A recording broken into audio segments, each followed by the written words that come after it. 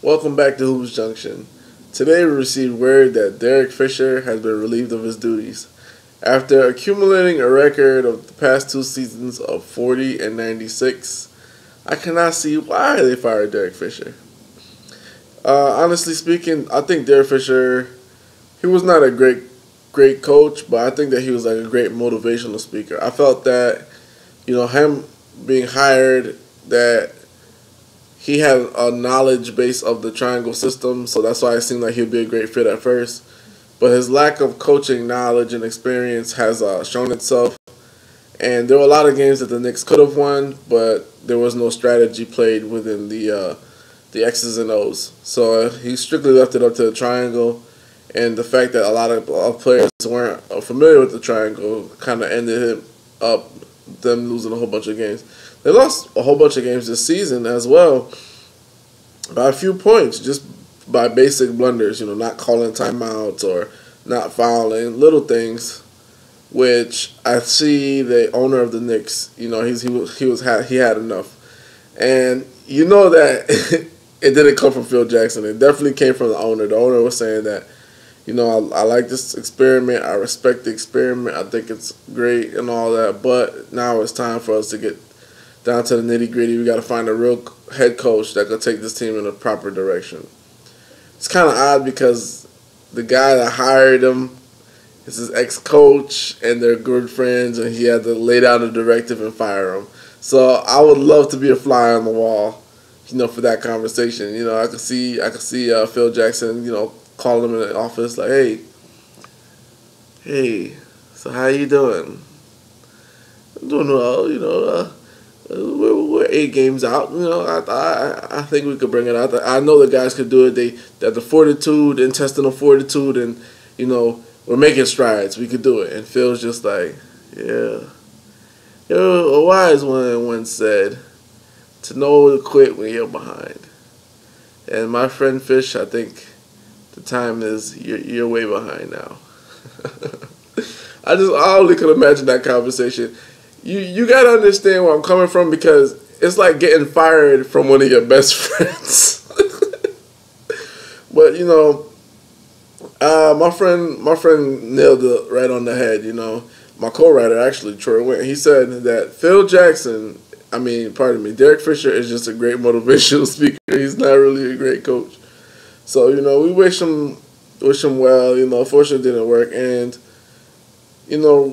even though New York is rebuilding, having a 40 and 96 record, the second worst in Knicks history, that's just not gonna cut it. So he had to get rid of him. But this is the trend in the NBA recently: fire your head coach mid-season. So Derek Fisher is axed. Jeff Hornacek is axed. David Blatt gone. There's even talks of George Karl being gone. So head coaches in the NBA have a really short shelf life. I think the longest tenured right now is Greg Popovich for about 15 years. So that's incredible by today's standards. You'll never see that today. After 1 or 2 seasons of losing, people get fired. So that's incredible. And I guess what they say is true. It has become a players' league. It used to be where players would take directive, they would take direction, they would grow within the system. But nowadays, if the players complain enough or if the team loses enough, the coach is just out of a job. So that's kind of like a forewarning for anybody who wants to become a head coach in the NBA. Just know that to keep a side gig or practice your commentary, because you will be getting fired. You know what I'm saying? So that's crazy. I'm just thinking. I'm shocked to see that. But Derek Fisher's out.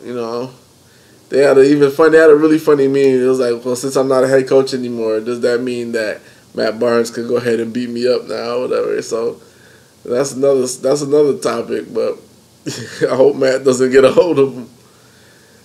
Well, that being said, who's gonna coach the New York Knicks? Do you think it's going to be Phil Jackson? I have a sneaky suspicion it's going to be Phil Jackson. I don't know what it is. Something's telling me he's going to take that role of like Doc Rivers and GM coach, like Stan Van Gundy, GM coach. Something's telling me he's gonna do that. Or I don't know who he could bring in. I know he's not gonna bring in another player. That's out of the question. It's not gonna be Kobe Bryant or anything like that. That's way out of the question. So, and the thing about Phil, now that he's the GM, he has autonomy. So if he says he wants to only travel a certain amount of games, now he can do it because it's like being the boss of himself. So he can do it. Only person he has to answer to is James Dolan. So that could work out. But this firing mid-season, right around the trade deadline, this is a big move here, ladies and gentlemen. I want you guys to pay close attention. The Knicks are going to make a move. They're going to make a move. They're going to bring somebody in there. I don't know if they're going to get rid of Melo and pick up another piece. I don't know what it is. They're going to trade someone because firing your head coach, there's rumors swirling around about Melo. Clippers going to get rid of Blake Griffin. That's a perfect swap. Miami Heat, they would like to get Melo. That's another move they can make. So something is brewing, ladies and gentlemen.